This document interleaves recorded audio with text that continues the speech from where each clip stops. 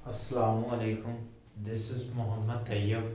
आज हम अपना नेक्स्ट टॉपिक राइबोसोम को डिस्कस करेंगे। तो राइबोसोम कौन सी ऑर्गेनेलिज है और इसकी प्रॉपर्टीज़ क्या है और इसके फंक्शन क्या है, हम वन बाय वन डिस्कस करेंगे। तो स्टार्ट करते हैं। राइबोसोम सबसे पहले हम देखते हैं ये कौन सी ऑर्गेनेलिज है। तो ये हमारे पास नॉन मेम्ब्रेन बॉन्डेड ऑर्गेनेलिज है। मीन के ऐसी ऑर्गेनेली है जिसके गिर्द सेल मेम्ब्रेन नहीं होगी, यानी कि इसके गिर्द फॉस्फोबाइलिपिड की क्या लेयर नहीं होगी। अब फॉस्फोबाइलिपिड की लेयर का क्या फंक्शन था, वो बैरियर के तौर पे एक्ट करती थी, यानी सेमी परमिएबल थी। तो ये इसके पास क्या होगा, बैरियर नहीं होगा, यानी कि नॉन मेम्ब्रेन बॉन्डेड ऑर्गेनेलिज है। हमने पिछले लेक्चर में स्टडी किया कि ऐसे ऑर्गेनिज्म, ऐसे सेल्स जिनके पास, ठीक है, प्रोकैरियोटिक सेल्स होते हैं और यूकैरियोटिक सेल्स होते हैं। तो प्रोकैरियोटिक सेल्स के पास नॉन मेम्ब्रेन बॉन्डेड ऑर्गेनेलिज होती हैं और ये इसका मतलब ये प्रोकैरियोटिक सेल्स में पाई जाएगी और इसके अलावा यूकैरियोटिक सेल्स में भी पाई जाती है। तो ये वह ऐसी ऑर्गेनेलिज है जो कि प्रोकैरियोटिक सेल्स में भी होगी और यूकैरियोटिक सेल्स में भी होगी। तो हम यहाँ पे डिस्कस कर लेते हैं ये किसमें पाई जाती है। ये हमारे पास टू टाइप्स के सेल्स में पाई जाती है। फर्स्ट है प्रोकैरियोटिक सेल्स, ऐसे सेल्स जिनमें न्यूक्लियस नहीं होता और क्या होती है, मेम्ब्रेन बॉन्डेड ऑर्गेनेलिज नहीं होती।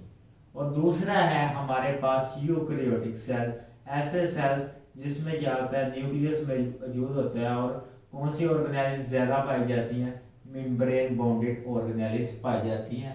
पिछले लेक्चर में हमने इसको डिटेल के साथ डिस्कस कर लिया। अब हम इसको फर्दर डिटेल के साथ डिस्कस करेंगे। अब हम नेक्स्ट मूव ऑन करते हैं कि ये किस साइंटिस्ट ने इसको डिस्कवर किया। तो हमारे पास था एक साइंटिस्ट जिसका नाम था पैलेड। तो पैलेड एक साइंटिस्ट था जो कि इन ऑर्गेनेलिज को डिस्कवर किया जिसने, और ये डिस्कवर कब करता है, हमारे पास 1955 में। इसने इनको with the help of electron microscope discover किया। अब 1955 में ये हमारे पास डिस्कवर हो चुकी थी और ये कैसा स्ट्रक्चर था हमारे पास सेल्स में, हम उसको भी डिस्कस करते हैं। तो ये हमारे पास टीडी स्ट्रक्चर था, ठीक है। टीडी में स्मॉल स्ट्रक्चर था हमारे पास जो कि किसमें पाया जाता था, साइटोप्लाज्म में स्ट्रक्चर था। अब टीडी स्ट्रक्चर होने की वजह से ये क्या हो गई, हमारे पास ग्रेन्यूल्स की फॉर्म में साइटोप्लाज्म में पाई जाएंगे। तो हम ड्रा कर लेते हैं एक सेल, यूकैरियोटिक सेल्स, क्योंकि हमारे पास जो मेजर टाइप्स के सेल्स हैं वो किससे डिराइव होते हैं, यूकैरियोट से। तो हम यहाँ पे एक यूकैरियोटिक सेल ड्रा कर लेते हैं। तो हमारे पास एक यूकैरियोटिक सेल है जिसके क्या है, एक प्लाज्मा मेम्ब्रेन है, जिसकी क्या है, प्लाज्मा मेम्ब्रेन है। ऐसी मेम्ब्रेन, ऐसी सेल मेम्ब्रेन जो कि साइटोप्लाज्म को लाइज करती है, और ऐसी मेम्ब्रेन को हम क्या कहते हैं, प्लाज्मा मेम्ब्रेन या सेल मेम्ब्रेन भी कह सकते हैं। ये वाली मेम्ब्रेन का स्पेसिफिक नेम क्या है, प्लाज्मा मेम्ब्रेन। अब नेक्स्ट हमने मूव ऑन करना है कि यूकैरियोटिक सेल्स के सेंटर में एक रीजन होता है जो कि डीएनए को, यानी कि हमारे पास किसको लाइज करता है, हमारे पास जेनेटिक मटेरियल को लाइज करता है जो कि सेल्स के सारे फंक्शंस को कंट्रोल करता है। और इसमें क्या होता है, डीएनए हमारे पास मौजूद होता है और न्यूक्लियोप्लाज्म मौजूद होता है। अब ये वाला रीजन हमने इसको क्या कहा था, न्यूक्लियस। इस ऑर्गेनेलिज को क्या कहा था, न्यूक्लियस। उसके अलावा सेल में क्या होता है, साइटोप्लाज्म होता है, फ्लूइड लाइक मटेरियल होता है। और साइटोप्लाज्म क्या होता है, हमारे पास डिफरेंट काइंड्स के सोल्यूबल सॉल्ट भी मौजूद होते हैं, इसमें वेस्ट मटेरियल भी मौजूद होता है। और हमारे पास क्या होता है, इसमें मेम्ब्रेन बॉन्डेड ऑर्गेनेलिज भी मौजूद होती है। तो हमने यहाँ पे एक किस्म की ऑर्गेनेलिज ड्रा करनी है जिसमें हमारे पास आती है एंडोप्लाज्मिक रेटिकुलम। कौन सी? Endoplasmic reticulum. ये मैंने फ्लैटेंड डिस्क शेप इसका स्ट्रक्चर ड्रा कर दिया और मेरे पास ये गया है एंडोप्लाज्मिक रेटिकुलम है, जो कि कहाँ से स्टार्ट हो रही हैं? हमारे पास स्टार्ट हो रही हैं न्यूक्लियर इन्वेलप से और एंड किस पे हो रही हैं? हमारे पास प्लाज्मा मेम्ब्रेन पे। ये भी हमने स्टडी कर लिया। ये कौन सी है हमारे पास? Endoplasmic reticulum. अब ये क्या है? इसमें साइटोप्लाज्म का फ्लूइड नहीं होगा तो हम इसको अरेज कर देते हैं, तो ये वाली अरेज हो। ये कौन सी है? Endoplasmic reticulum. इसकी राइबोसोम के साथ लिंक है, तो इस वजह से मैं इसको ड्रा कर रहा हूं। तो हमारे पास साइटोप्लाज्म में क्या होती है? एक ऑर्गेनेल टिनी स्ट्रक्चर है जो कि पहले ने डिस्कवर किया था, ये मौजूद होता है। और ये टिनी स्ट्रक्चर दो सब यूनिट में मौजूद होता है। एक होता है लार्ज सब यूनिट, एक होता है स्मॉलर सब यूनिट।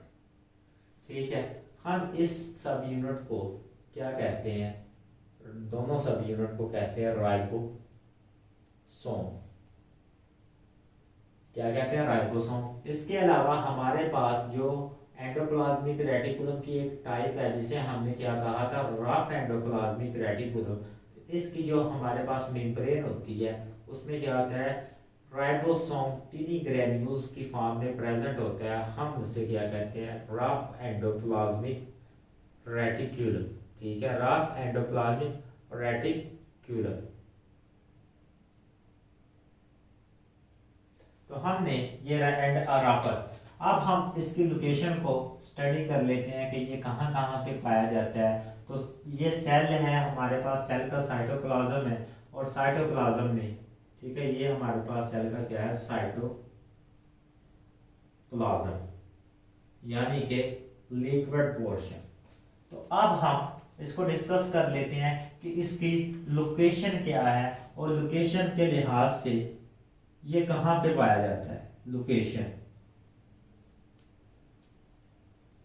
अब लोकेशन के लिहाज से ये सेल में कहां कहां पाया जाता है? ये दो रीजन में पाया जाता है हमारे पास। एक रीजन कौन सा है? हमारे पास है साइटोप्लाज्म, और दूसरा रीजन कौन सा है हमारे पास? Rough endoplasmic reticulum. Rough endoplasmic reticulum. यहां पे साइटोप्लाज्म में ये क्या होता है? फ्रीली मूवेबल होता है। मीन के हमारे पास जो के फ्रीली मूवेबल होता है साइक्लोसिस के जरिए, यानी साइटोप्लाज्मिक स्ट्रीमिंग के जरिए ये एक जगह से दूसरी जगह ट्रेवल कर सकता है। साइक्लोसिस जो मैंने कहा था, साइटोप्लाज्म की स्ट्रीमिंग होती है, वो किसके जरिए होती है? किस एक्टिन फिलामेंट के जरिए होती है। तो उसकी वजह से ये क्या कर सकता है? एक जगह से दूसरी जगह मूव ऑन कर सकता है। लेकिन यहाँ पे ये क्या होता है? अटैच होता है। रफ एंडोप्लाज्मिक रेटिकुलम में क्या होगा? अटैच होगा। किसके साथ? मेम्ब्रेन की सरफेस के साथ। अब इसकी आगे हम डिस्कस कर लेते हैं कि इसकी कंपोजिशन क्या होती है, ये किन चीजों से मिलकर बनता है और ये कौन से ऑर्गेनिक मॉलिक्यूल्स हैं जो कि इसको बनाते हैं। क्योंकि हमने स्टडी किया है कि मैक्रो मॉलिक्यूल के मिलने से क्या बनती है? हमारे पास ऑर्गेनेलिस बनती है। तो हमने देखना है कि एक इसकी कंपोजिशन में कौन से मैक्रो मॉलिक्यूल्स यूटिलाइज होते हैं। तो सबसे पहले इसकी कंपोजिशन को डिस्कस करते हैं। कंपोजिशन। अब कंपोजिशन में हमने इसकी कंपोजिशन स्टडी करनी है on the basis of their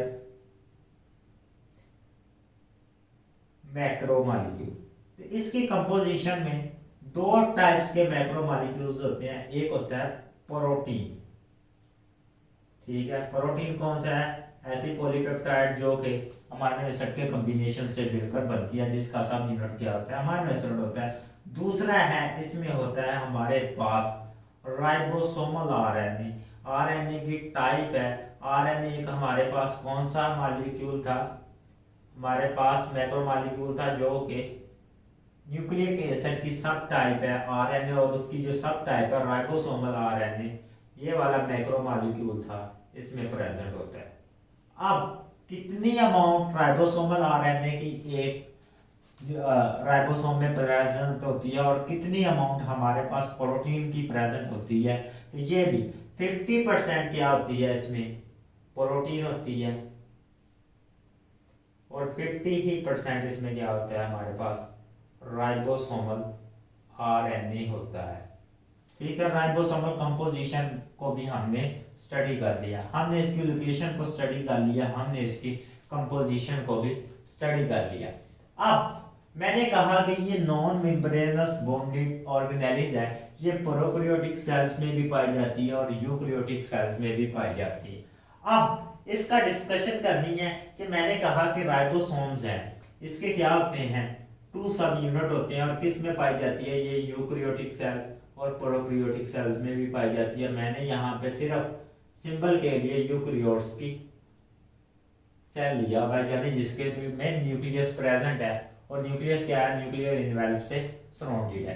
अब मैं यहाँ पे अब इसके सब यूनिट के लिहाज से इसको डिस्कस करने लगा हूँ कि सब यूनिट के लिहाज से ये प्रोकैरियोट में किस तरह होगी, क्योंकि ये 2 सब यूनिट से मिलकर हमारे पास राइबोसोम बनता है। ये देखें 2, ये वाला एक लार्जर यूनिट होता है, एक स्मॉलर यूनिट होता है, तो ये वाला हमारे पास लार्जर यूनिट है, ये कौन सा, स्मॉलर यूनिट।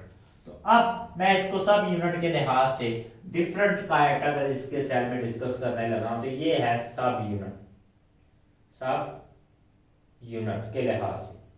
तो सब यूनिट के लिहाज से ये 2 टाइप्स के सेल में पाई जाती है, एक है हमारे पास प्रोकैरियोट्स, एक है यूकैरियोट्स। प्रोकैरियोट्स और एक है हमारे पास यूकैरियोट्स।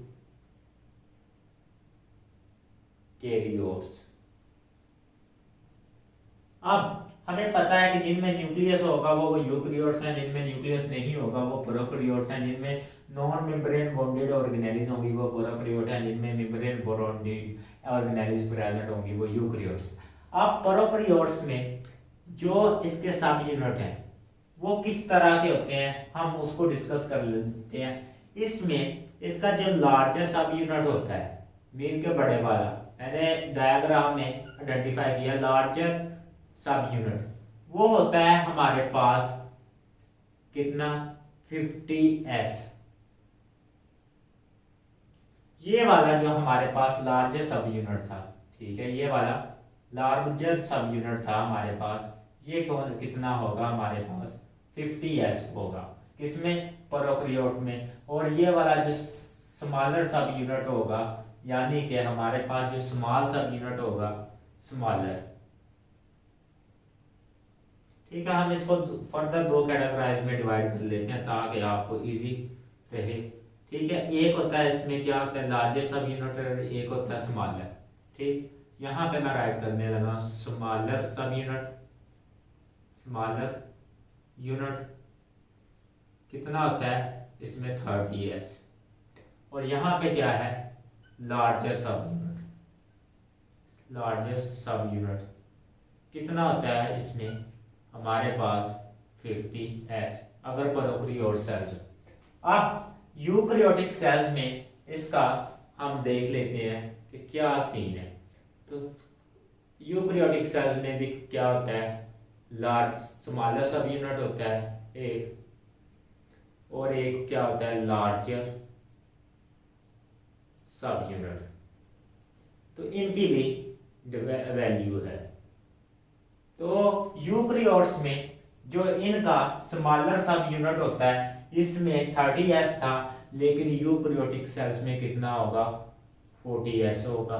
और इसमें लार्जर सब यूनिट कितना था, 50s था, लेकिन यूकैरियोटिक सेल्स में कितना होगा, 60s होगा। तो ये हमारे पास क्या है, यूकैरियोटिक और प्रोकैरियोटिक राइबोसोम में डिफरेंस है। इनका स्मॉलर सब यूनिट 30s था, इसका 50s बड़ा था, लेकिन प्रोकैरियोटिक में छोटा यूनिट 40s है और लार्जर यूनिट हमारे पास 60s है। तो ये इनका जो डिफरेंस आ गया। अब हमने नेक्स्ट स्टडी करना है कि ये किस फॉर्म में हमें मिलते हैं। हमने कहा कि दो सब यूनिट की फॉर्म में मिलते हैं और सब यूनिट क्या होते हैं, ये फ्रीली मूवेबल भी होते हैं यानी साइटोप्लाज्म में भी होते हैं, और ये क्या होते हैं यूकैरियोटिक सेल्स में वो क्या होते हैं, वो एंडोप्लाज्मिक रेटिकुलम पे भी हमें पाए जाते हैं जो उसको रफ अपीयरेंस देते हैं। अब इसका फंक्शन क्या है हमारे पास, हमने उसको स्टडी करना है, और स्टडी करने के अलावा इनका मेन जो पर्पस है ये किस तरह अपना फंक्शन परफॉर्म करते हैं, हमने उस पे भी थोड़ी सी बात करनी है फंक्शन। तो राइबोसोम आप 9th क्लास से पढ़ते आ रहे हैं कि राइबोसोम ऐसी नॉन मेम्ब्रेन बॉन्डेड ऑर्गेनेलिस है जो के सेल में सिर्फ क्या करती है, प्रोटीन की सिंथेसिस करती है। क्या करती है, हमने रफ एंडोप्लाज्मिक रेटिकुलम का जब फंक्शन पढ़ा था तो उसमें भी क्या कहा था कि ये प्रोटीन की सिंथेसिस करेंगी, तो ये इसमें भी क्या है, ये हमारे पास राइबोसोम्स यूनिट क्या है, हमारे पास क्या करते हैं, प्रोटीन की सिंथेसिस करते हैं। तो ये इनका मेजर फंक्शन है, तो हम यहाँ पे लिख सकते हैं कि ये प्रोटीन की सिंथेसिस में यूटिलाइज होंगे। ठीक है, प्रोटीन की सिंथेसिस। अब यूं के ये वाली endoplasmic reticulum eukaryotic cell prokaryotic cells में मौजूद नहीं होती, तो इस वजह से ये क्या होते हैं, फ्रीली साइटोप्लाज्म में ही प्रेजेंट होते हैं। अब आते हैं प्रोटीन की सिंथेसिस किस तरह होती है। तो हमने कहा कि हमारे पास एक डीएनए होता है जो कि न्यूक्लियस में मौजूद होता है, तो डीएनए से एक मैक्रोमॉलिक्यूल्स हमारे पास सिंथेसाइज होता है, हमने उसको आरएनए का नाम दिया है, मैसेंजर आरएनए। ठीक है, डीएनए से क्या सिंथेसाइज हुआ, हमारे पास एक मॉलिक्यूल सिंथेसाइज हुआ जिसे हमने किसका नाम दिया, इसे कहते हैं मैसेंजर आरएनए। मैं बड़ा करके लिख देता हूँ, मैसेंजर आरएनए। ये मॉलिक्यूल क्या करता है, न्यूक्लियस से बाहर आता है, और न्यूक्लियस से बाहर आने के बाद मैसेंजर आरएनए न्यूक्लियस से बाहर आने के बाद क्या करता है, राइबोसोम के साथ अटैच होता है, और राइबोसोम इसके साथ पास आएंगे। ठीक है, इसके पास लार्जर यूनिट भी आएगा और स्मॉलर यूनिट भी आएगा, और क्या करेगा, इसके साथ मैसेंजर आरएनए के साथ अटैच होंगे और इसको ट्रांसलेट करेंगे और हमारे पास प्रोटीन देंगे। अब इस प्रोसेस को क्या करते हैं, यहाँ पे एक्सप्लेन करते हैं। ये प्रोसेस थोड़ा सा होता किस तरह है, इसको हम एक्सप्लेन करते हैं, ब्रीफली स्टडी करते हैं इस प्रोसेस को। तो हमारे पास एक मैसेंजर आरएनए आया, आरएनए की टाइप थी हमारे पास, क्या आया, मैसेंजर आरएनए। 5 प्राइम से 3 प्राइम इसकी डायरेक्शन थी, ये इसकी क्या होती है, डायरेक्शन होती है। हमने जब डीएनए भी पढ़ा था तो उसमें भी 5 प्राइम 3 प्राइम था, इसमें भी 5 प्राइम और 3 प्राइम एंड होता है। वो आप सेकंड चैप्टर का जब लास्ट लेक्चर देखेंगे तो उसको में आपको समझ आ जाएगी। अब ये लीनियर स्ट्रैंड था, तो लीनियर स्ट्रैंड में सबसे पहले क्या होता है कि ये हमारा जो स्मॉलर सब यूनिट होता है, ये क्या होता है, मैंने कहा दोनों साइटोप्लाज्म में फ्रीली मूवेबल होते हैं, ये सिर्फ एक ही कंडीशन में अटैच होते हैं जब प्रोटीन की सिंथेसिस होती है। तो अब क्या है, हमारे पास जो स्मॉलर सब यूनिट है वो वाला, ये स्मॉलर सब यूनिट है एक किस्म का, ये हमारे पास लार्जर सब यूनिट है। तो हमारे पास स्मॉलर सब यूनिट क्या करता है, मूव ऑन करता है, और मूव ऑन करने के बाद क्या करता है, मैसेंजर आरएनए को रिकॉग्नाइज करता है और इसके साथ अटैच हो जाता है। ग्रीन के साथ ही हम ड्रा करते हैं। अब क्या है कि इसके साथ अटैच होने के बाद, मैसेंजर आरएनए के बाद अटैच होने के बाद ये क्या करता है, एक अमाइनो एसिड को, ठीक है, एक अमाइनो एसिड को अटैच करता है अपने साथ। यहाँ पे अमाइनो एसिड अटैच होता है, तो ये एक अमाइनो एसिड को अटैच करता है और उसके बाद क्या करता है, ये वाला हमारे पास बड़ा, ठीक है, लार्जर साइज का जो सब यूनिट आता है वो इस तरह आगे अटैच हो जाता है। नेक्स्ट हमारे पास क्या हुआ है, लार्जर और स्मॉलर सब यूनिट आपस में अटैच हो गए। अब ये हमारे पास क्या था, लार्जर सब यूनिट था, और ये हमारे पास क्या था, स्मॉलर सब यूनिट। अब इनकी अटैचमेंट, स्मॉलर और लार्जर सब यूनिट की जो अटैचमेंट है वो हमारे पास कौन कंट्रोल करता है, मैग्नीशियम, केटाइन। तो हम यहाँ पे लिख सकते हैं कि जो मैग्नीशियम लार्जर और स्मॉलर सब यूनिट की अटैचमेंट है, यहाँ पे वो कौन कंट्रोल कर रहा है, वो मैग्नीशियम आयन करता है। और याद रखिएगा एंट्री टेस्ट में पूछता है कि वो स्मॉलर यूनिट सबसे पहले अटैच होता है या लार्जर यूनिट। तो हमारे पास प्रोटीन की सिंथेसिस में हमेशा क्या है यूज, पहले सबसे मैसेंजर आरएनए से पहले अटैच होता है, वो होता है हमारे पास स्मॉलर सब यूनिट अटैच। अब स्मॉलर सब यूनिट अटैच हुआ, पहला हमारे पास अमीनो एसिड लगा, उसके बाद क्या हुआ, लार्जर सब यूनिट आके अटैच हुआ। अब क्या होगा फर्दर, ये इसी तरह मूव ऑन करेंगे प्रोसेस, और हमारे पास क्या होगी, ये इसी तरह पॉलीपेप्टाइड की सिंथेसिस होती रहेगी। ये लार्जर सब यूनिट है और ये हमारे पास स्मॉलर सब यूनिट है, और ये क्या है, एक प्रोटीन की सिंथेसिस होती रहेगी। अब जब ये आखिरी एंड पे पहुंच गए, ये प्रोटीन को रिलीज कर देंगे हमारे पास पॉलीपेप्टाइड को, और फिर क्या हो जाएंगे, लार्जर सब यूनिट सेपरेट हो जाएगा और स्मॉलर सब यूनिट सेपरेट हो जाएगा। ये लार्जर था, ये स्मॉल। तो किस कंडीशन में ये यूनिट दोनों कंबाइन फॉर्म में मिलते हैं, तो ये हमें सिर्फ और सिर्फ किस सूरत में मिलते हैं, ये हमें सिर्फ प्रोटीन की सिंथेसिस के दौरान मिलते हैं। ये कंबाइन फॉर्म में किस दौरान मिल रहे हैं, प्रोटीन की सिंथेसिस के दौरान। और दूसरा इसमें जो इम्पोर्टेंट पॉइंट है वो ये है कि ये किस तरह कंबाइन होते हैं, इनकी कॉम्बिनेशन को कंट्रोल कौन करता है, तो हमारे पास जो मैग्नीशियम केटाइन है, ठीक है, मैग्नीशियम केटाइन है, वो क्या करता है, इनके कॉम्बिनेशन को कंट्रोल करता है। अब यहां पे वो एक टर्म यूज करता है पॉलीसोमी, ठीक है, पॉलीसोमी।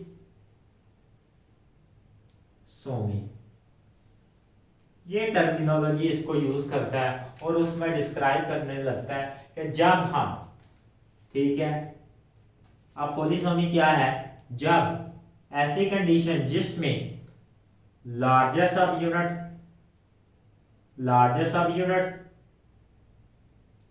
ठीक है, और प्लस स्मॉलर सब यूनिट हम यहां पे लिख लेते हैं। और कौन सा यूनिट हमारे पास मेन इसका क्या हो, मैसेंजर आरएनए। कौन सा आरएनए, मैसेंजर आरएनए का जो एम होता है वो स्मॉल होता है, तो मैसेंजर आरएनए। इस होल स्ट्रक्चर को हम कलेक्टिवली क्या कहते हैं, पॉलीसोम कहते हैं। तो ये वाला जो हमारे पास स्ट्रक्चर है टोटली वो क्या है, पॉलीसोम को रिप्रेजेंट कर रहा है। तो ये हमने स्टडी कर लिया कि कब ये पॉलीसोमी कंडीशन को रिप्रेजेंट करेगा, जब ये स्ट्रक्चर ये पॉलीसोम होगा। तो अब हम नेक्स्ट मूव ऑन करते हैं कि ये हमारे पास राइबोसोम कहाँ पे बनते हैं, इनकी सिंथेसिस कौन करता है, और कौन सा स्ट्रक्चर ऐसा है कि जो कि सिंथेसाइज करता है। तो सबसे पहले इनकी सिंथेसिस होती है न्यूक्लियस में। राइबोसोम की सिंथेसिस कहाँ पे होती है, न्यूक्लियोलस में। तो हमने जब न्यूक्लियस को स्टडी करना है तो हमने न्यूक्लियोलस को एक्सप्लेन के साथ स्टडी करना है। तो न्यूक्लियोलस क्या होता है, न्यूक्लियोलस, ठीक, ये मैसेंजर आरएनए था। तो हमारे पास एक रीजन होता है न्यूक्लियस में, डार्क स्टेट रीजन, मीन इसके गिर्द मेम्ब्रेन नहीं होती न्यूक्लियस में, ठीक, लेकिन ये क्या होता है, डार्क स्टेन्ड रीजन होता है कि मीन के जब हम स्टेनिंग करते हैं, इसको कलर देते हैं, तो ये क्या हमारे पास एक डार्क शेप का देता है। अब इस न्यूक्लियोलस को मैं थोड़ा सा बड़ा करके यहाँ पे ड्रा करूंगा, ताकि इस न्यूक्लियोलस को, ठीक है, ब्लैक वाले न्यूक्लियोलस को स्टेन पार्टिकल को मैं बड़ा ड्रा करूंगा, ताकि आपको मैं राइबोसोम की सिंथेसिस को बढ़ा सकूं। तो ये मेरे पास था डार्क स्टेन रीजन, जिसे मैंने क्या कहा था, न्यूक्लियस में न्यूक्लियोलस। अब ये वाला न्यूक्लियोलस, उसको मैंने वहां पे ड्रा कर दिया, न्यूक्लियोलस। अब इसके गिर्द भी सेल मेम्ब्रेन नहीं होती।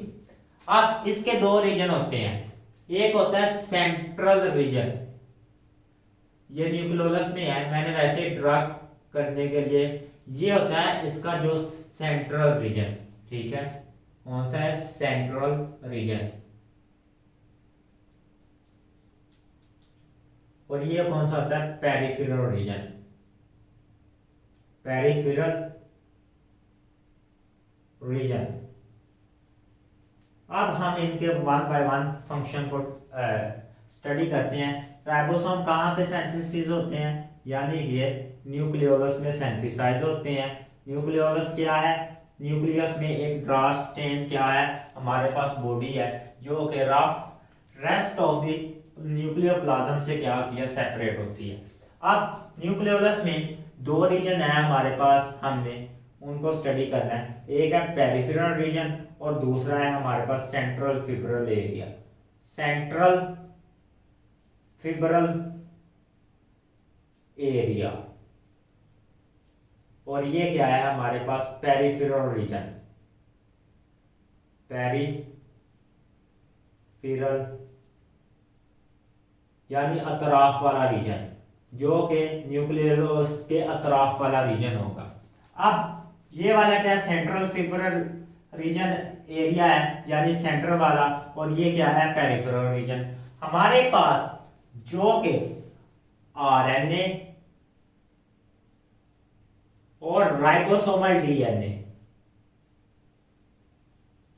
जो प्रेजेंट होता है वो होता है सेंट्रल फिब्रल एरिया में, यहां पे। और जो हमारे पास राइबोसोमल आरएनए प्रेजेंट होता है, यानी कि राइबोसोमल आरएनए वो प्रेजेंट होता है पेरिफेरल रीजन में, यानी कि 50% जो राइबोसोमल आरएनए है वो कहां पे प्रेजेंट होगा, वो पेरिफेरल रीजन में प्रेजेंट होगा।